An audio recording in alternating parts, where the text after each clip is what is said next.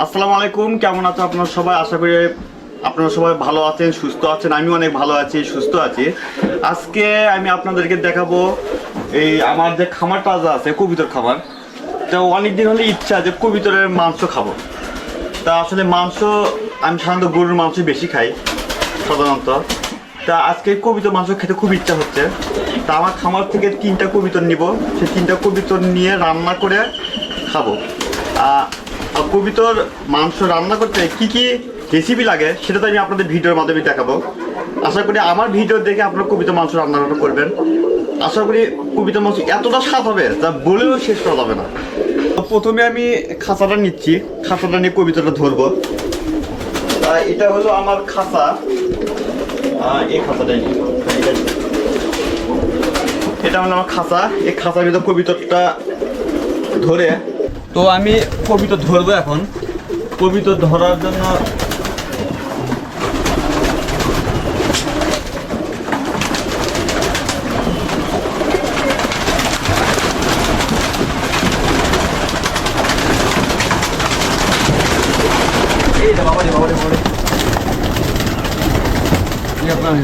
ধরতে পারলাম না, অনেক চেষ্টা করলাম, তবে এবার দেখি, এবার চেষ্টা করে দেখি। এইবারও মিস করলাম।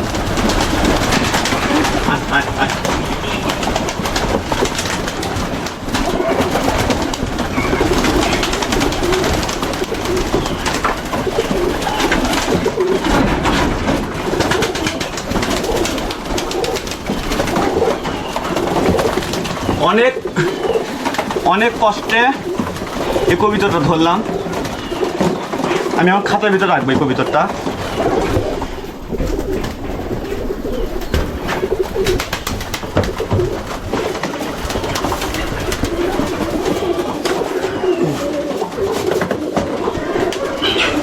এখন আর একটা ধরবো, আর একটা।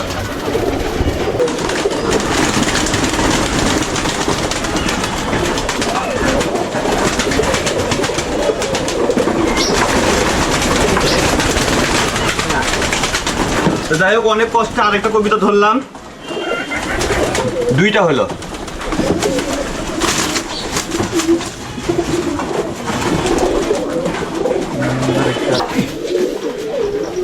এই যে আরেকটা কবিতা ধরলাম, তাহলে আমার কবিতা ধরা হলো 3টা।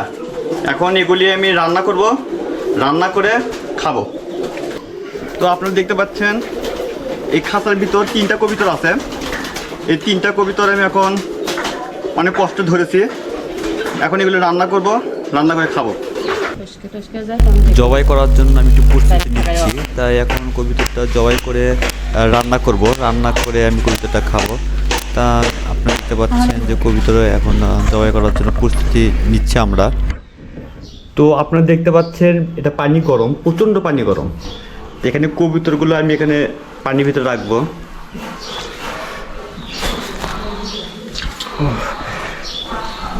তো কবুতর যখন পরিষ্কারটা করব তখন হচ্ছে এই গরম পানি দিয়ে,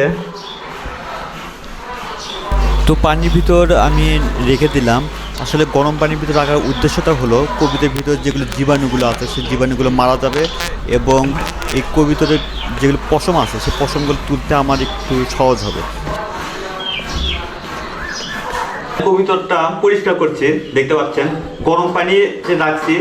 আপনার গরম পানির ভিতর 2 থেকে 3 মিনিট রাখবেন। রাখার পরে তো কবুতরটা যখন পশমটা একটু নরম হয়ে যাবে তখন এগুলো আস্তে আস্তে আপনারা তুলবেন।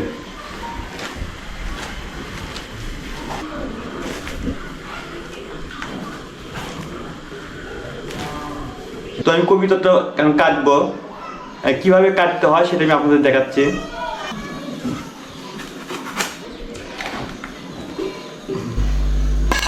তো আপনারা দেখতে পাচ্ছেন আমি কবুতরের মাংস কাটা আমি আলাদা করছি, আর যেগুলো নাড়ি ভুড়ি আছে তা একটু আলাদা করছি। তা মাংস কাটা যখন আপনি কাটবেন খুব সাবধানে কাটবেন, যেন আপনার জন্য হাতে কেটে না যায়, সেজন্য একটু সাবধানে একটু আপনারা কাটার চেষ্টা করবেন। আর আশা করি যে অনেক মাংস পাবো, 2টা কবুতর থেকে মিনিমাম আপনার হাফ কেজির মতো মাংস আমি আশা করছি।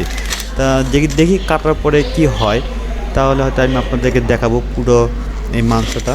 তো যাই হোক আমার এই একটা কবিতর কাটা শেষ হয়ে গেল। তা এখন দেখতে পাচ্ছেন যে একটু ময়লাগুলো একটু আলাদা করলাম, আর পাটা আমি কাটছি আপনি দেখতে পাচ্ছেন। তাই একটা কবিতা কাটা আমার শেষের ভিতর। তা যাই হোক এইটুকু মাংস হলো, প্রায় হাফ কেজি পরিমাণ মাংসটা হলো এই দুইটা কবিতার থেকে। তা আমি যাই হোক খুব ভালো লাগলো আর কি। তা দেখছি খুব সুন্দর এই মাংস কয়টা।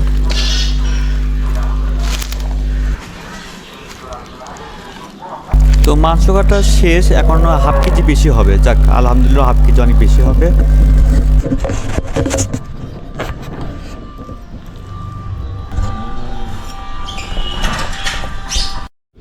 তো মাংস রান্না করতে কি কি লাগবে সেটা আমি আপনাদেরকে যদি একটু বলি তাহলে তো আপনারা বুঝতে পারবেন। এটা হচ্ছে তেজপাতা, এটা হচ্ছে গরম মশলা, এটা সামান্য পরিমাণ একটু লবণ, তারপরে আপনি দেখতে পাচ্ছেন যে এখানে জিরা বাটা আছে, তারপরে হচ্ছে আদা বাটা আছে, তারপর রসুন বাটা আছে, তো হলুদের গুঁড়া আর সামান্য পরিমাণ মরিচের গুঁড়া। এই কয়েকটা দিয়ে উপকরণ দিয়ে আমি কবিতার মাংস রান্না করব। তো ভিডিওটি শেষ পর্যন্ত দেখবেন। তো আমি এখন দিব তেজপাতা দিচ্ছি মাংসের ভিতর, তারপরে একটু আদা বাটা দিব সামান্য পরিমাণ। তারপরে এটা মাংসের পরিমাপ হিসেবে আপনারা সেই হিসেবে আপনি উপকরণ দিতে পারেন। তো এখানে দিলাম জিরা, দিলাম জিরা বাটা দিলাম, তারপরে রসুন বাটাও দিলাম। তারপরে এখন আমি দিব হলুদের গুঁড়া দিচ্ছি, হলুদের গুঁড়া সবগুলো দিয়ে দেবো আমি। তারপর মরিচের গুঁড়াও দিচ্ছি। তা মরিচের গুঁড়াটা একটু দেখে শুনে দেবেন, যারা ঝাল একটু কম খান তারা হয়তো একটু বেশি করতে পারেন। তা যাই একটু পরিমাণ মতো দেবেন। এখন পেঁয়াজ বাটাও দিয়ে দিলাম। তা মাংস ভিতরে আমি একটু তেল দিয়ে দিলাম। তা তেল দিয়ে একটু মাখবো। যখন মাংসটা মাখবো তখন চতুর্পাশের জন্য একটু খেয়াল রাখতে হবে যে মাংস যেন যখন মাখবো তখন যেগুলো মশলাগুলো আছে সেগুলোর জন্য সব মাংসের ভিতর জন্য একটু যেন বাকি না থাকে, সেজন্য সবগুলো উপকরণ যেন খুব ভালো করে মেখে দিতে হবে। তা যাই হোক আমি মাখাটা শেষ, এখন আমি হালকা একটু পানি দিব আর কি। তা হালকা একটু পানি দিয়ে দিলাম, দেখতে পাচ্ছেন যে এখন আমি এটা জাল দেবো। জাল দেওয়ার পরে এখন মাংস আমরা খাওয়ার জন্য একটু উপযুক্ত করার জন্য চেষ্টা করবো আর কি। তা দেখতে পাচ্ছেন যে একটু পানি দিলাম আমি সামান্য পরিমাণে, এখন ঢেকে দিচ্ছি। ঢেকে দেওয়ার পরে আগুনে একটু জালটা দিয়ে তারপরে আমি মাংস কাটা প্রস্তুতি করবো আর কি। তার যখন মাংস হয়ে গেছে তো অনেক সুন্দর হয়েছে মাংস। একটু আমি একটু ঝোল খাইতে একটু বেশি পছন্দ করি, সেই জন্য একটু ঝোল দিয়েছি আমি। তা দেখতে পাচ্ছেন যে এটা আসলে খুব ভালো লাগছে, কারণ আমি খেয়েছি, খুব ভালো লেগেছে। তো বন্ধুরা আজকে এই পর্যন্তই। ভিডিওটি ভালো লাগলে আপনারা সবাই লাইক, কমেন্ট ও শেয়ার করতে পারেন।